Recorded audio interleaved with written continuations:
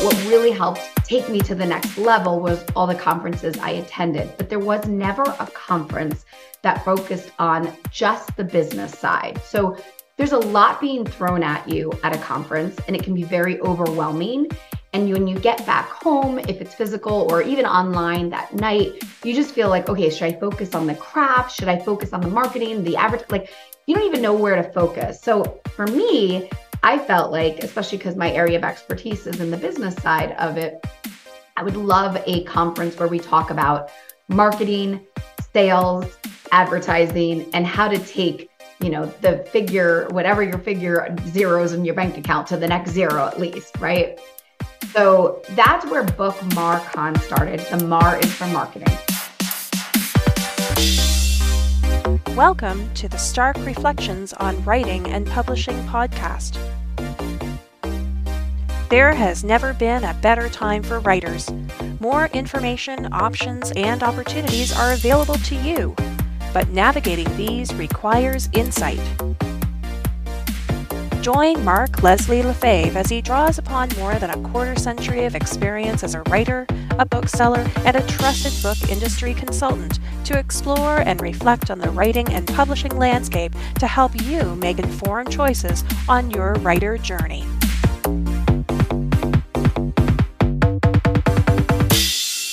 Hello, Reflectives, and welcome to episode 310 of the Stark Reflections podcast. This is your host, Mark Leslie Lefebvre. In today's episode, I have an interview with Dana Clare, an award-winning author and the Chief Operating Officer of BookBrush. With her experience as an author, Dana brings a unique perspective to BookBrush, enabling her to empathize with the needs of the writing community. Now, she has nearly 2 decades of experience in marketing and sales and is well equipped to bridge the gap between traditional marketing and the literary world. Dana and I talk about her writing, about BookBrush, and of course about the value of attending conferences like BookMARCon. And all of that's coming up later in this episode, but first, let's hear a word from this episode's sponsor. This episode is sponsored by BookMARCon. BookMARCon is the largest marketing-focused virtual event for authors in the publishing industry, and they're thrilled to invite all authors, editors, publishers, and marketers to join them for an unforgettable experience. Immerse yourself in a one-of-a-kind conference that provides invaluable education on the marketing, advertising, and business side of being an author. With dynamic sessions, industry experts, and interactive discussions, this event is designed to empower you with the latest strategies and techniques to effectively market your book and grow your author business. Join us in creating a powerful community of support and inspiration where you can connect with like-minded individuals, learn from the best in the business, and elevate your author career to new heights. Now, I am thrilled to be one of the guest speakers at BookMARCon, and I'm going to be speaking on Sunday, August 13th, about IP, intellectual property, and how authors can leverage that. Yes, it's about books, and that's the main focus for us authors, but it's about more than just books, because the book is just one of the products that comes from your IP. And as the industry continues to evolve and change, we need to figure out ways to leverage that IP, that storytelling, that creative ability. And so I'm going to be one of many fantastic speakers there. And as you're going to hear in the interview, there's an opportunity for you, yes, you, to save $50 off the registration. And the full registration cost is $199 US.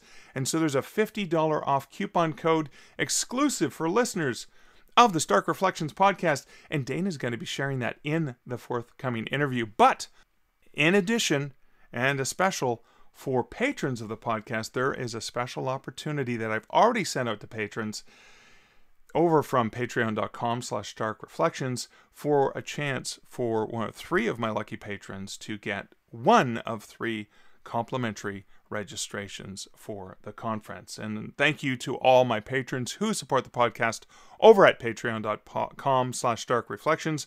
Thanks to BookMARCon for providing those codes. And also thank you to Dana and BookMARCon for providing this fantastic $50 off coupon that you can use to register.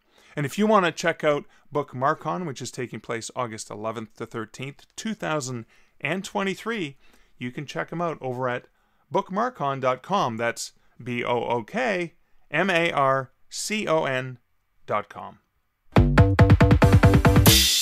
And now for some comments from recent episodes. Over on Twitter, Edwin Downward said, "The latest Dark Reflections podcast gives us a refreshing look at how to approach our writing from a mindset of where we are now rather than where the big names tell us we are supposed to be."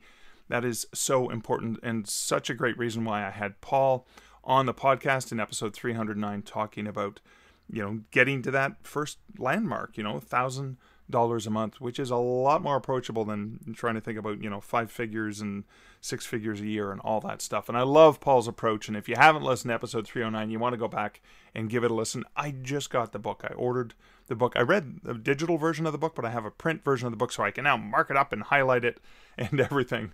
Also over on Twitter, and this has nothing to do with the podcast, but I thought I'd share it because it has a lot to do with me.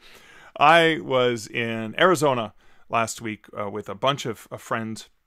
I had a friend's wedding from James Owen, and, of course, my friend Kevin Anderson was there. And so Kevin J. Anderson shared on Twitter, "Even in the empty wilds of Arizona, around Snowflake, Mark Leslie Lefebvre manages to track down a craft brewery."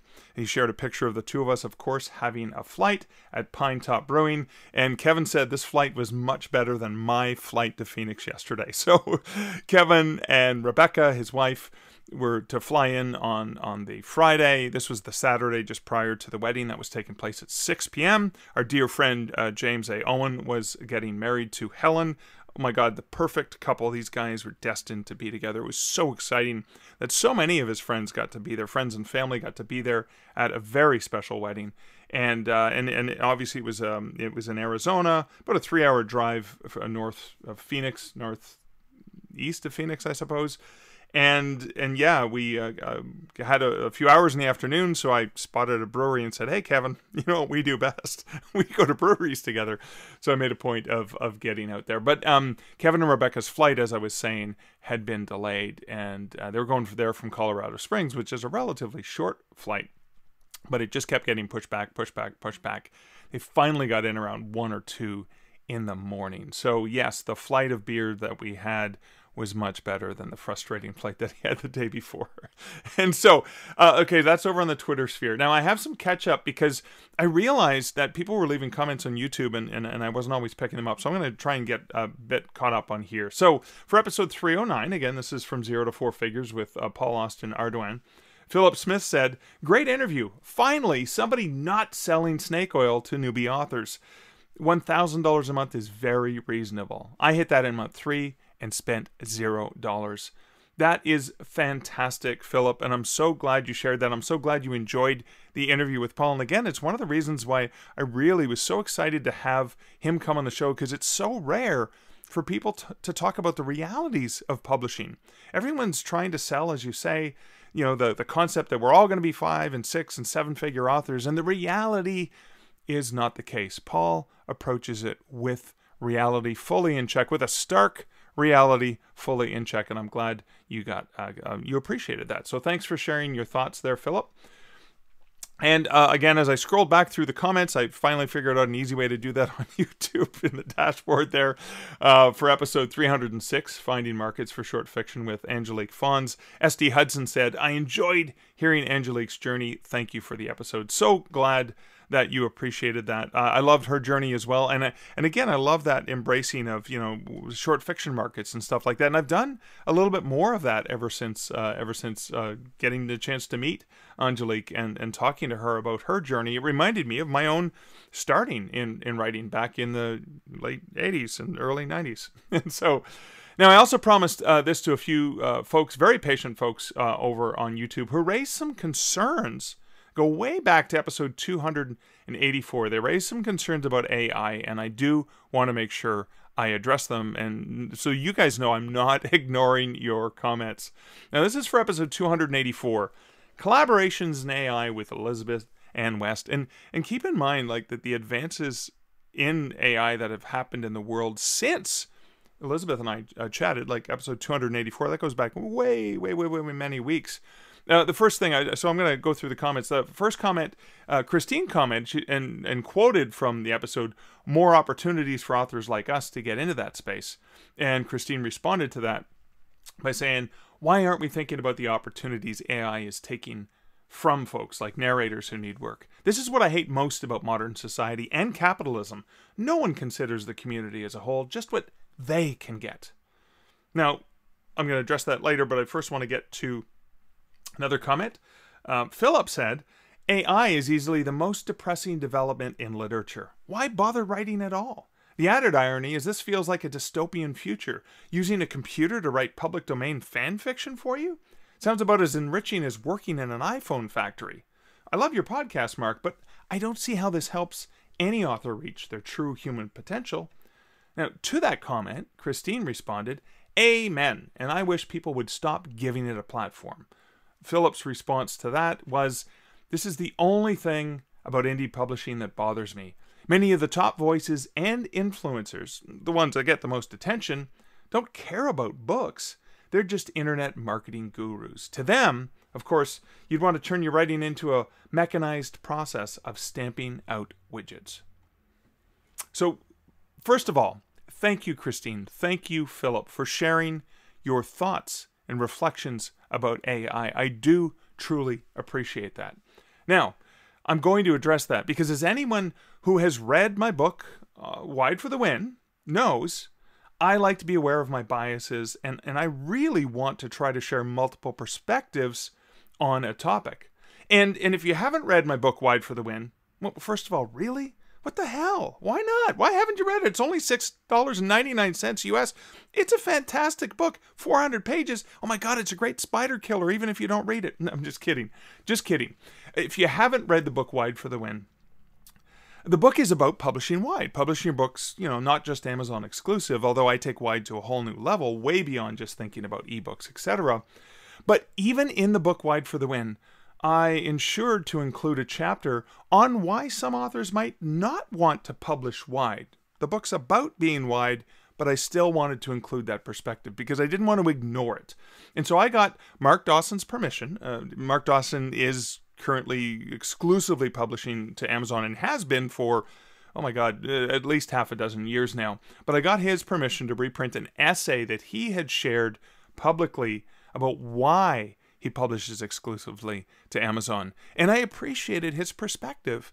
And so I wanted to include that in the book. It was really, really important to me because, and again, I did get a review where somebody said, I bought the book Wide for the Win and, against what the author wanted, I decided to be exclusive to Amazon. Well, dear reviewer, wherever you are in the world, what I didn't want was to force anyone to be wide if that wasn't the best thing for them. What I wanted to do was share why wide is important, why I think it's good, but also to share the perspective of why other people don't think it's good and why other people are exclusive. And so the decision you made was the best decision for you. So it wasn't really against my wishes. My wishes were for you to leverage it as a tool in your own way. And the reason I'm getting into that is I do want to allow a platform. I do want to allow people to talk about things in a constructive and stark manner, and, with respect for one another and one another's perspectives. And that's coming back to the discussion about AI.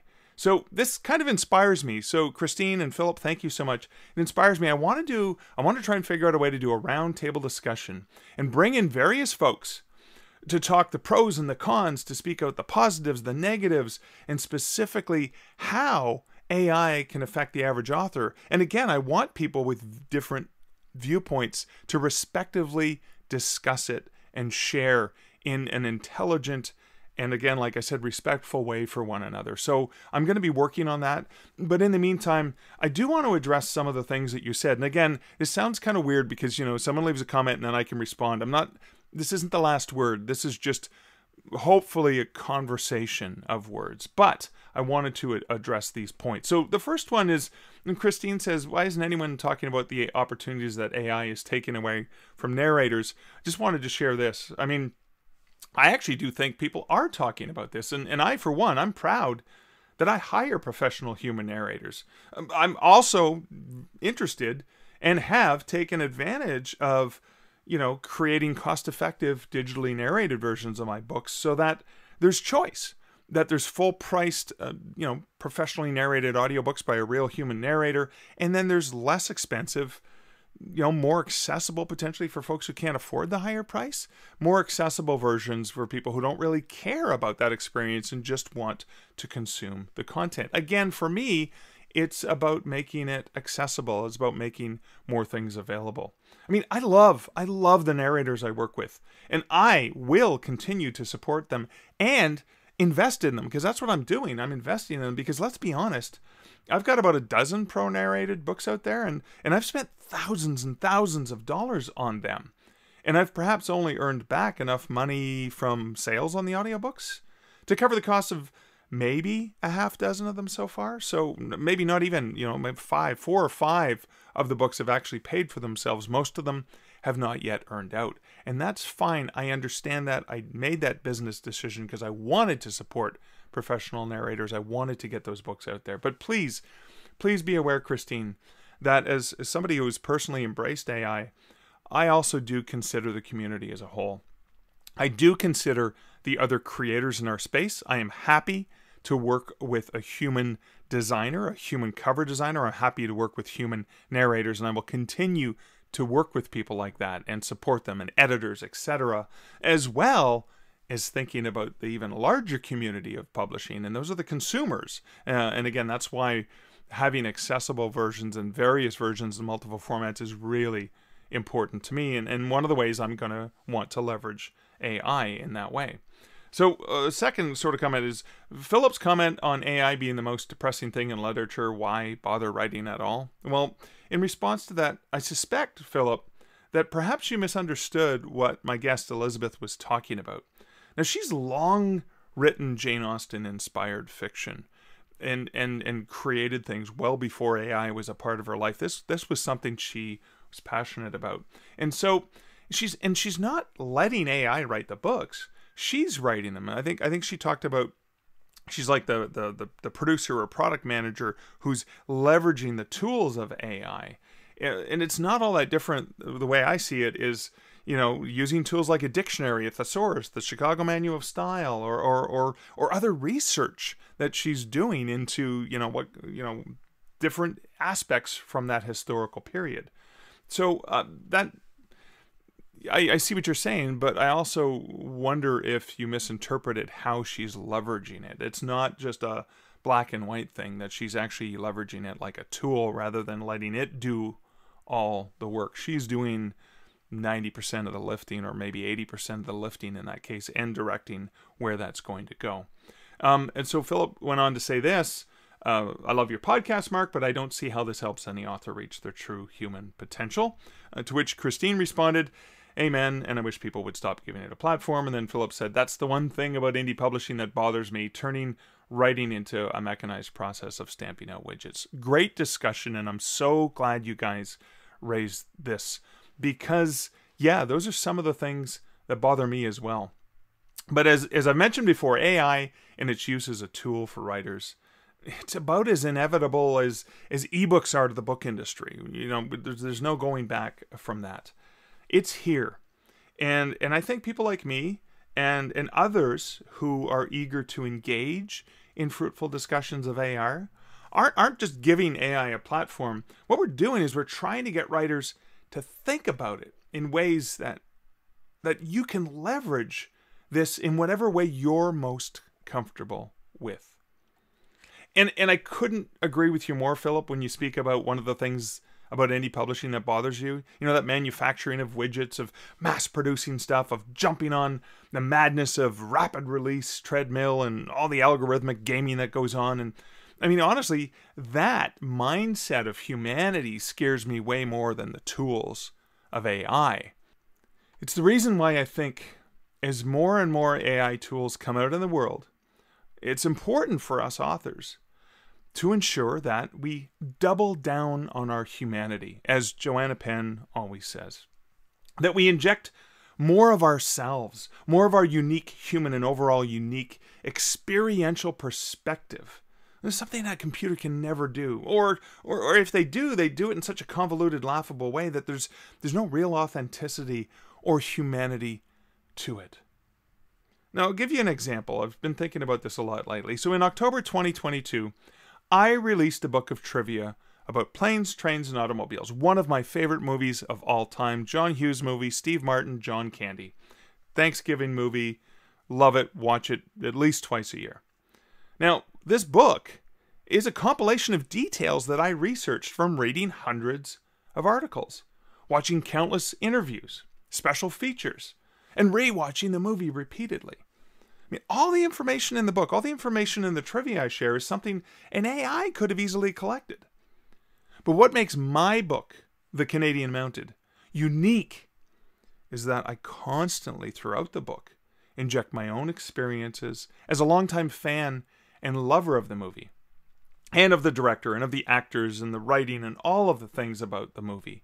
I constantly inject my own perspective, my own experience into the book. Now, I even had a reviewer crap all over me and saying they threw the book away because they couldn't handle my perspective and experience. I guess they just wanted to go and read bullet points about trivia.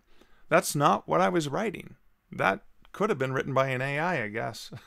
And I'm 100% fine with that. I'm fine with that. Well, I'm not fine with that the person was upset, but well, you know, oh well, hopefully you gave the book to someone, didn't just burn it.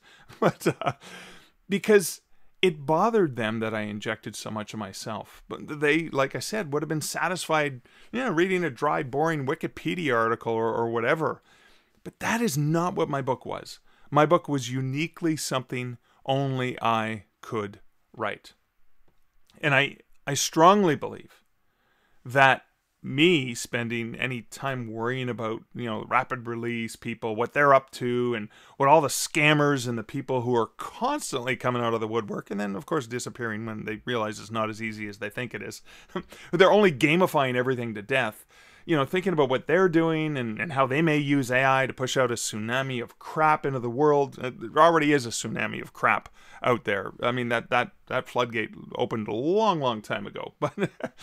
But if I'm focused on them and I'm worried about them, I'm not focusing on what I do best, which is writing the things I'm most passionate about, and for an audience that I think is similarly as passionate about reading those books. So I hear you. I do hear you. And I'm not at all comfortable with much of that aspect of the indie publishing industry. Well, what I'm trying to do when I'm talking about AI, when I'm talking about new technologies, is I'm trying to keep up with the technological developments. I'm trying to see where and how I can leverage them to assist me with my writing. But maintaining the reason I was driven to be a writer and a storyteller in the first place. It had everything to do with story. Had everything to do with being a storyteller. And not about the tools that I use to create those stories, to share those stories, to tell those stories. And that's where I'm sitting. And I'm aware that regardless of what we think and do, the technology is going to continue to advance. It's going to continue to evolve. And we have a few choices. Among those choices are to deny reality, to bemoan the suffers and slings of an outrageous fortune, or to seriously consider how we might leverage such tools ourselves in our own unique ways to continue to produce the works that we can be proud of as writers. But I am, as I said, eager. I don't want to say that this is anything close to the last word. It's just the beginning of the words, because I'm eager to continue to have discussions about this, not shouting matches. Because it's important for us. Even when we disagree about how a technology is going to affect writers, is going to affect publishers, it's going to affect narrators and editors, etc., it's important for us, even when we disagree about how that technology affects us or is being leveraged by potentially nefarious players out there, it's important for us to have these discussions so we can continue to help one another learn, help one another see different perspectives, and to help us grow as writers. Well, that's a heck of a early reflection in the podcast, and it's already taken me beyond the 24-minute mark, so I'm not going to bother with a personal update. I'm just going to play the bumper and let you listen to this wonderful conversation with Dana Clare.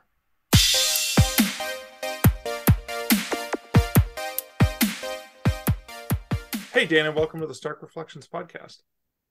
Thanks for having me. I'm so excited to be here. It's an honor. It is so thrilling that we get a chance to chat. So I do want to say, first thing is thank you for BookBrush. That's such a great platform for authors. But before we get into that, before we get into talking about BookMARCon, I really want to dig into Dana Clare. Dana Clare, the writer, the person with this marketing and sales and advertising background. So who is Dana Clare, and how did she get into writing? Oh, wow. Well, I want your audience to know right away that you did not prep me for this part. No, I didn't at all. No, I just putting you right on the spot here. I like it. It's like a first date. I can handle it. I'm excited. Well, was an English major in college. I absolutely love writing. My mother was a English teacher, so I grew up with a red pen over everything I ever wrote her. So I think it's in my DNA. Okay. And back in college, my mother had mentioned she wanted to write a children's book. And I mentioned how I wanted to write an adult book. So we decided to join forces and write a young adult book. Oh, that's cool. A nice little balance there between the two. Nice little balance. Unfortunate, like any story, they go up and down roller coaster. My mother had cancer and passed away.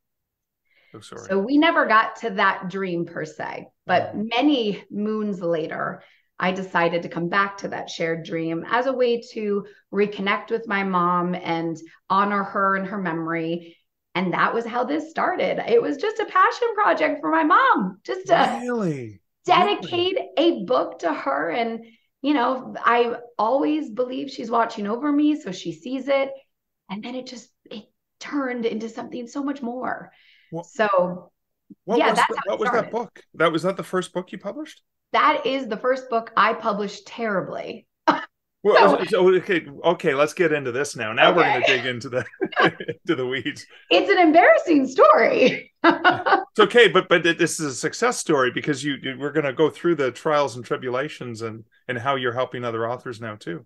Well, that is the part that I try to focus on. But for your listeners to hear and see, I thought it was like a one click on KDP and then it popped up and, you know, Amazon sold it for you. Yeah. And you just sit back and relax, right? Yeah, become a best-selling author, go on the news, be interviewed. I was like, this is a piece of cake. Why don't more people do it?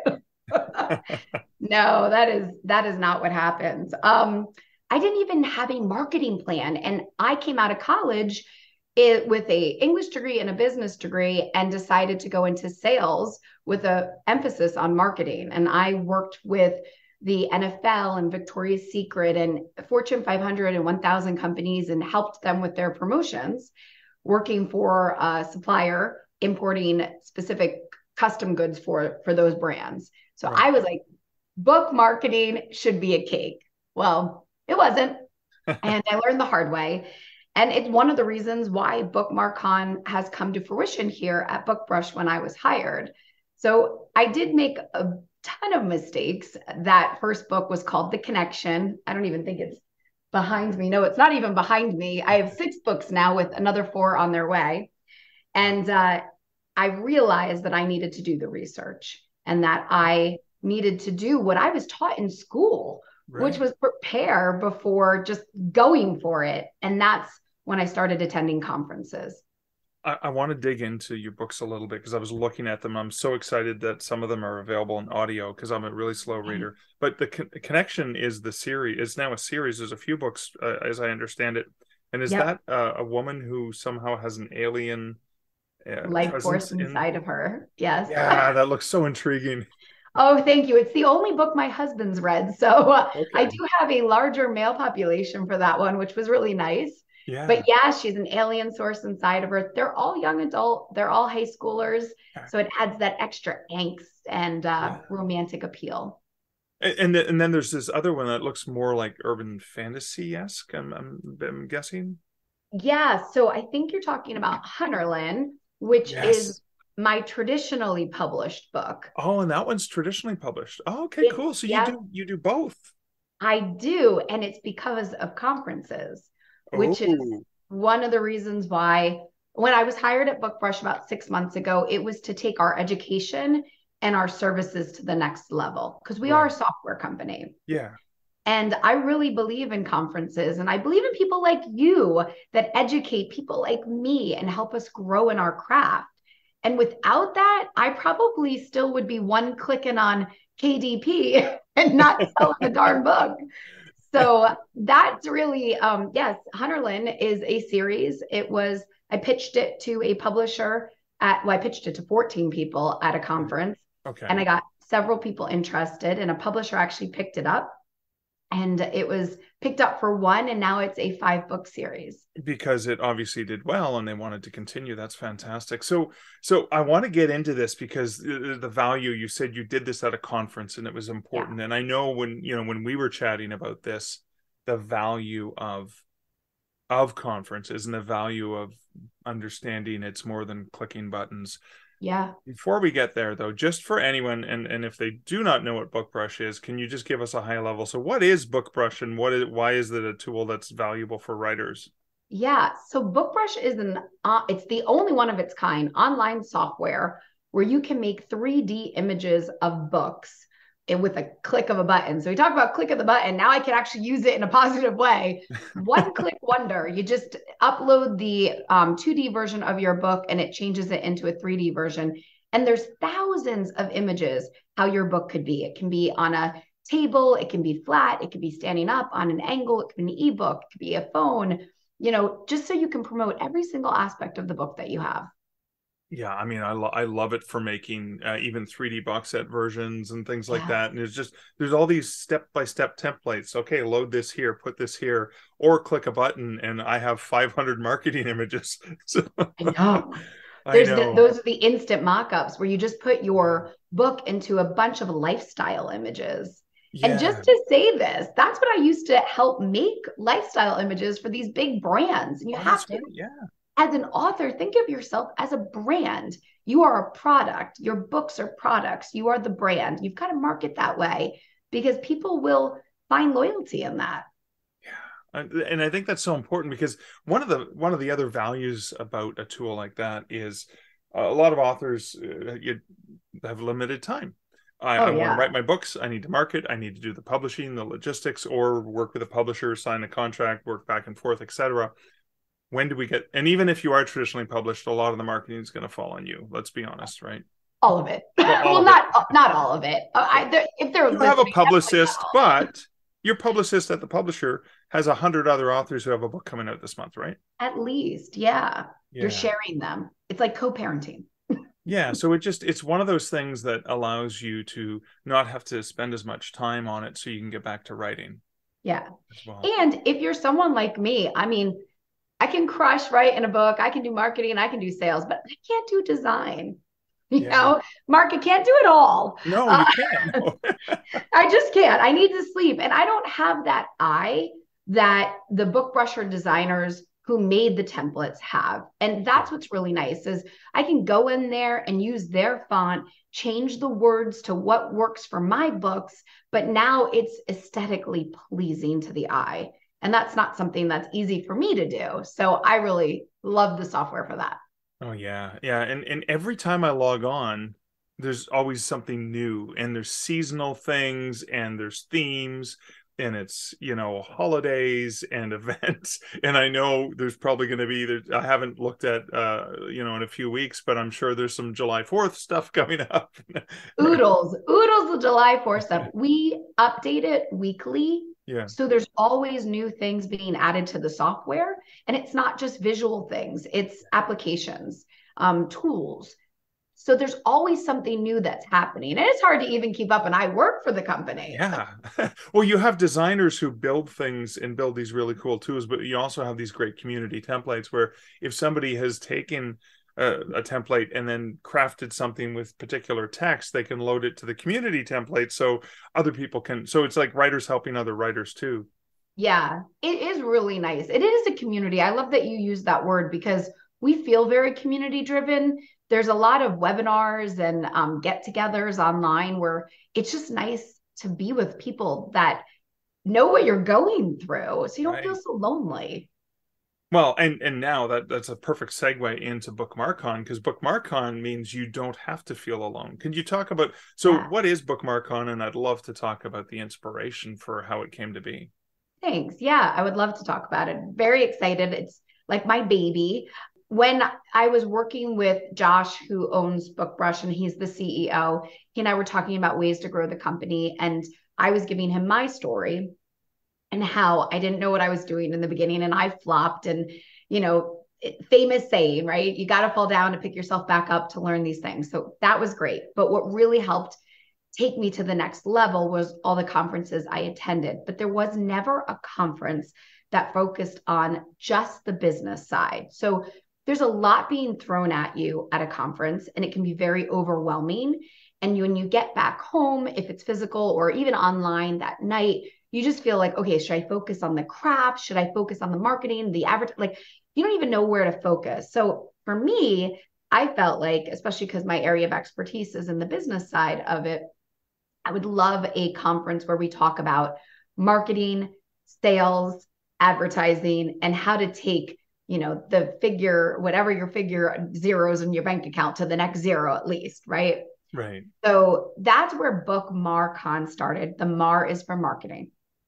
Ah, okay. It's Yep. not had nothing to do with Mark Leslie Lefebvre. It's the marketing, We thought about that. At first, we were just like, we should totally do it for Mark. And then we're like, oh, well, others will be so jealous. No, I am going to be doing a talk on IP and how authors are able to leverage their IP with all the choices. Like you do some of it yourself. You work with publishers for some of it. There's all kinds of opportunities as well.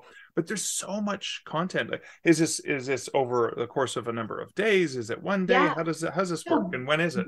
BookMARCon is a 3-day virtual event. So you can actually sign up for it. You can watch it at any time, or you can watch it live. It's August 11th through 13th. It will be annual. We'll have one every year. Okay. And there will be something very unique at it too. We have at least 15 agents coming to hear pitches Okay. for your books. We also have those agents doing your first 10 page of your book critiques. Okay. As well as query critiques. So you could be traditional, you could be hybrid, you could be self-published, and you could still use one of these experts in the field to give you feedback to see where you're going, in what direction. And to be honest, before I pitched Hunterland at that same conference, I had the opportunity to give them my first 10 pages. Okay. And the feedback that I got, I think, changed my pitch for the better. Oh, wow. And I landed a 5-book deal, guys. So that is valuable, because I mean, again, it is often at in-person conferences where you pitch to agents. I remember having to go and empty my stomach in the bathroom. I was so nervous before I pitched my first book. Oh no. But I mean, the opportunity that presents itself where you can actually get somebody to look at your book, because otherwise you're going to have the ability through BookMARCon to pitch to an agent. If you were to just submit your manuscript, it's going to go into a room bigger than the one I'm in. That's just a slush pile, whatever. But suddenly you're there with the agent, and you have an opportunity that is so unlike what most writers get, right?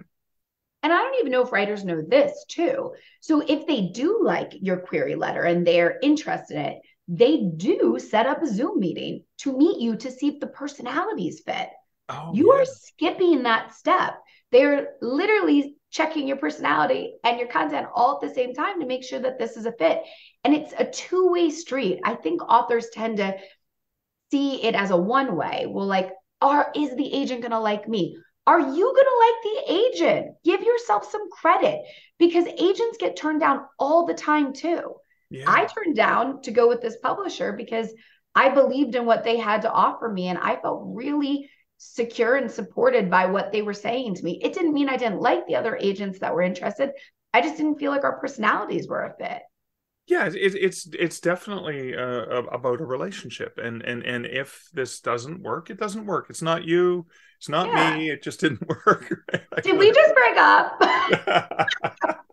But no, I think that is so important. And the other thing, and I just want to highlight, you said this, is that we don't have to be, as writers, we don't have to be begging, please, sir, can you look at my manuscript? Right? No, we don't. And I'll tell you something else. I think you can see it behind me if I go this way. War of the Sea is a book my publisher didn't want to pick up. So I said, okay, I'm going to publish it anyway, and I'm going to go self-publishing. Right. It won an award. It's up for a couple other things I can't talk about right yet. Yeah. So, it's not always that direction you need to go in. Sideliners, which is also behind me, is optioned for TV. That option to TV deal, I know. Wow. I got that because Hunterland, and I can talk about this somewhat. Hunterland is optioned for TV. So the producer that read Hunterland and picked this up. Now, option TV, just for your listeners to know, means that it's represented by somebody in that industry, and they're pushing to get people to sign up for it, where it's just because I can't give everything away. Showrunners, directors, A-listers, everybody that they can, so then they can give it to a network, and then the network will pick it up. That's how it can run. It's different for everything. Yeah. But that option for TV for Hunterland got me my option for TV deal for Sideliners, which is also self-published. See, I love that. And what I love is that the industry seems to be a lot more open-minded about authors being able to do it both ways, to be able to, that the publisher's not offended by the fact that you have other work. Because I know for a fact, because I self-publish and traditionally publish, and I'm pretty sure that my self-published works help my publisher sell more, and vice versa, right? It's very much, it's not a competition. It's giving the readers more stuff. I mean, I know War of the Sea helped Hunterland, because War of the Sea and Hunterland sales-wise are somewhat in the same ballpark. And War of the Sea was supposed to be, so told you I know a little bit about marketing and sales. I used War of the Sea to prompt sales for Hunterland, and it did. So it was really, I think they were upset they didn't have it, but they were also like, this was fantastic because their sales went up. And that's ultimately what everyone cares about. Yeah, exactly. That is fantastic. So we're going to have agents at BookMARCon. Other folks, you've got best-selling authors. You've got all kinds of great people. What else is going to be happening there? We have everything from the marriage between LLCs and trusts and intellectual property with you, to how can I run ads without running ads? So we have Facebook ads there. We have Amazon ads there. But what are other ways to boost sales without ads? Maybe you don't know how to run them, or you feel like it's too complicated. So we've got someone coming in that I'm excited to listen about, because I only know how to run ads a certain way. So that'll be interesting. Using Google AdWords, how can you work with SEO, search engine optimization, to be able to put in sports romance and have Sideliners pop up as one of the top 10? Because it can happen if you know how to work SEO, right? Yeah. So it's all business, marketing, sales related. Kickstarters. I first, when I heard about Kickstarters, didn't really understand the power behind them. If anyone knows who Brandon Sanders, is it Sanders? Sanderson? Sanderson, yeah. Yeah, he raised $43 million on Kickstarter for 4 books. It's wild. There are different ways. And listen, there's a lid for every pot. Everything that you learn at BookMARCon might not resonate with you, but even if a little does, and your sales go up 20% or 30%, that's worth the investment. That's fantastic. So this is 3 days in August, and we're talking August 2023 for people in the future listening to this. Yes, August 2023. For those who register for the event, who are wise and register for the event, they'll have access to it. Because what if it's going to packed weekend, it's summertime, maybe they want to go out with the family. Are they going to be able to watch some of the stuff afterwards? Yeah, the wonderful thing about virtual is that you'll get a recording of every single session, and you'll be able to watch it at your own time. The pitch sessions are during the day. Right. They're the only thing that are live that you can't do before or after. Right. And those are running at the same time that some of the sessions are running. So you would have to maybe watch one of them online if you had. I have one girl who heard my story of 14 pitches, which is a true story. Yeah. And she was like, I'm going to do that too. So she actually has a pitch with every single person in her genre. But you know what? Why not? And she'll learn things from that. I'll tell this story. It's real quick. Joe Velope from something Leaf literary group, I can't remember. She represented Veronica Roth. I'm not sure if you're aware of the Divergent series. I met Yeah. her. Yeah, I Only an met her. international best-selling series. Yeah, just like small potatoes. I met her at a conference and I pitched her an idea, and she looked at me and was just the sweetest woman. She goes, "Oh, sweetheart, that book just came out 2 months ago. It's called The Selection." And I was like, "Oh man." But she told me something, and she's like, "The fact that you are aligning yourself with your genre and ideas that are already becoming these bestsellers tells me that you're on the right track." She's like, "Never give up, and I'm always here." And, we don't talk to this day. I don't know anything about her, but like just saying that to me, that kept me motivated and engaged and continuing my craft. So these people can change your lives. That is absolutely fantastic. What is the cost for this for authors? Because I mean, with all of this going on, all of these opportunities, it's going to be impossible to have something like that for free, right? Yeah, it's not free. So it's normally $199 for all 3 days. That includes 21 sessions that you will get for recording. So if you divide it up, it's pretty cool. But right now it's early bird special. So you can get it for $149. Okay. And that will go on until the end of July 2023. Okay, so $149 till the end of July. Afterwards, back to $199, the regular price. And because this isn't in a convention space where you're limited to so many people, that it's virtual. So apart from, I bet you have to get in early to get a booking with one of the agents if you're interested, right? That is true. So right now the agents are $39 per pitch. Right. So that the additional cost. So right now, I would say some of the agents are about halfway booked. No one's fully booked yet, so that's good. But I imagine since we have 64 more days, that they'll book out rather sooner than later. And I just need to say this because I'm going to reflect on the fly here as well as the post-interview reflection. But I want to reflect on the fact that when I think about the money I spent, because I did grow up on a typewriter and mailing submissions to publishers and self-addressed stamped envelopes or international reply coupons, which I had to do from Canada.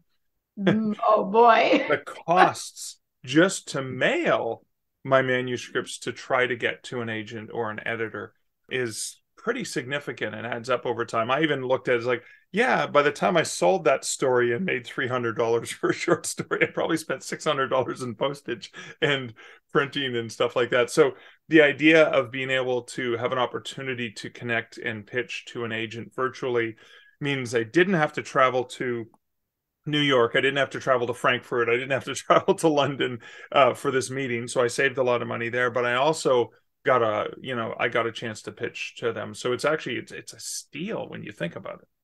Well, I'm going to do you one better. So for all your viewers, and then because this is recorded, so there's yes, I'm going to get this recorded. So yeah, you'll be like, I got this, Dana. I've got this. Anybody using the code MARK50 will get the entire 3-day conference for $99. Oh my God! That for any of my listeners can use MARK50. Any of your listeners and get. Yep. Wow, that is amazing. Thank you. MARK50, that's good, right? I feel like that gives a MARK50. It makes me feel young when you say MARK50. Yeah. Oh, you can't be older than 50. I don't believe you. I passed that 4 years ago. Well, you'll have to let me know what skincare products you use. That'll be offline. Well, just for men, beards, and all. I drink a lot of beer. That helps. Of course, they say beer is for the youth. and I go to a lot of great virtual writing conferences. That keeps me young. That definitely does. That would be great. Could you imagine? That would be clickbait. 10 years off your life. Come to BookMARCon. Yeah, that's right. Well, honestly, Dana, this is so exciting. Thank you on behalf of all my listeners. Thank you so much for such a wonderful opportunity. I'll be sure to try and get this episode out as quickly as I can so people can take advantage of that and all of the great things that BookMARCon is doing. Thanks again also for the great work you do with BookBrush. Can you please let my listeners know where they can find out about you as a writer online, where they can find out about BookBrush, and of course, where they can find out about BookMARCon. Absolutely. So for me, my author handle, and I'm mostly on Instagram because that's I think my age group. I haven't quite figured out TikTok yet. You'll see. It is at author Dana Claire. Or you can visit my website, danaclairebooks.com, and everything's up there as well. So please come visit me somewhere there. I'd love to connect with your readers or your listeners and my readers. And Awesome. then for BookBrush, it is bookbrush.com. And if you go to the BookBrush page, you can actually find everything that we do, our services, our software, and BookMARCon. But BookMARCon also has a redirect link. So if you go to bookmarcon.com, takes you right to the website too. And if you're interested in those agent pitches, just go down to where it says pitch an agent, click on that button, and then you can read all about the 15 agents that'll be there.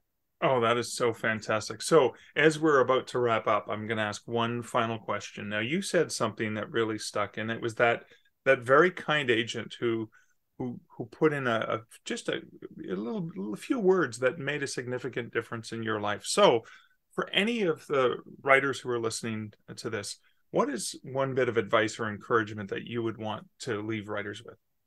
So I think something that we probably all have is self-doubt.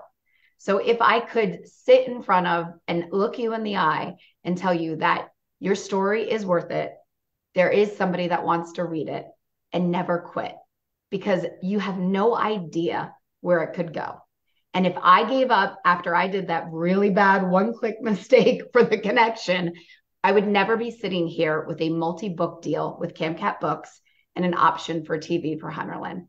And just being even recognized for that means the world to me. So I wish you all the success, every single one of you authors out there. I know how hard it is. Just never give up.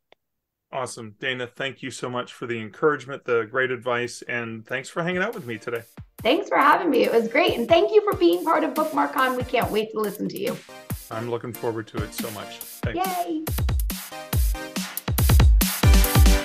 So there's a couple things I want to reflect on. The first is the importance of conferences and networking, and it can lead to so many things, and not just for relationships with agents, but even for meeting other writers. There's that common experience. Now, it is a little bit different for a virtual conference, but again, the benefit of virtual conferences, especially for introverts, a lot of writers are introverts, and never mind the cost, right? The cost of getting somewhere, thousands of dollars to spend flying, hotel, et cetera, as opposed to a virtual conference where you can absorb it or even enjoy it. Yes, it's a 3-day thing, but you can enjoy it well after the fact, because you can go back and watch the recordings, etc. So there could be a longer term benefit. But even some of those interactions and engagements that you may even have in some of the open sessions or connecting with agents, those can reward you years down the line. It's so important. And I just want to reiterate that. And then the other thing I want to reiterate, and it was just at the end of the interview, but I think it's so important, is when Claire reminded us all, because we all suffer from self-doubt, your story is worth it. I love that when she said it. Your story is worth it. There's likely someone out there who wants to read it and never give up. Oh my God. Beautifully stated. I just want to highlight those words and how important it is. She had somebody say that to her. She had an agent recognize something, even though the agent rejected it. But that agent left a positive impression, and I hope Claire left that positive impression on you like she did for me.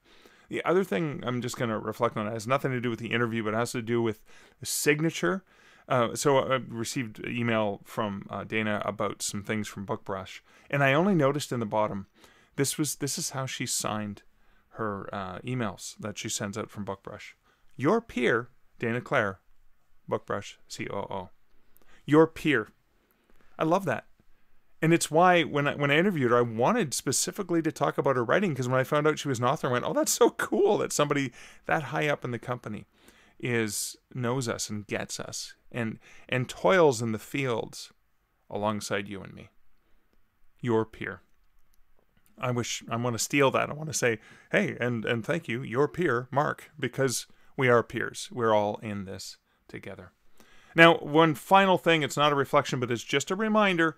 that there are 3 free registrations, which I'm randomly going to be giving out to patrons. And as I'm recording this, I see that a few people have already, patrons who received the notification have already gone in, filled out the forms. And again, I'll be doing the random drawing on June 29th. So you have a chance to enter up to June 28th. And this, again, is for patrons. Thank you to everyone who supports this podcast over at patreon.com/darkreflections.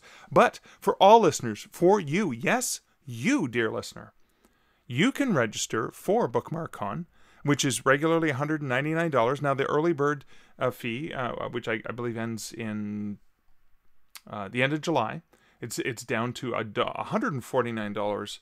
But with code MARK50, MARK50, you can get $50 off, which means if you register before the end of July using code MARK50, you can get it for $99. That's basically $100 cheaper. And thank you to BookMARCon and to Dana Claire for making that available. It was so great because we just finished the interview, and then she sent me an email saying, "Here, the code's ready. It's live. Go to it." And so I hope you take advantage of this special opportunity. I want to thank Dana for coming on the podcast, sharing her author journey, as well as a bit about BookBrush and BookMARCon. And I want to thank you, dear listener, for listening to the podcast. If you want to support the podcast, one of the things you can do is leave a review on the podcatcher of your choice. Leave comments as well. That helps let me know that you're engaged with what's going on. And it does, as Joanna Penn says, I borrow from really smart people. It makes this more of a conversation. But also, you can share this podcast with someone that you think might find value in these stark reflections. And so that's it for episode 310. Until next week and next episode, this is your peer, Mark Leslie Lefebvre, wishing you great writing and good stark reflections. Thank you for listening to the Stark Reflections podcast. You can find show notes for each episode at starkreflections.ca.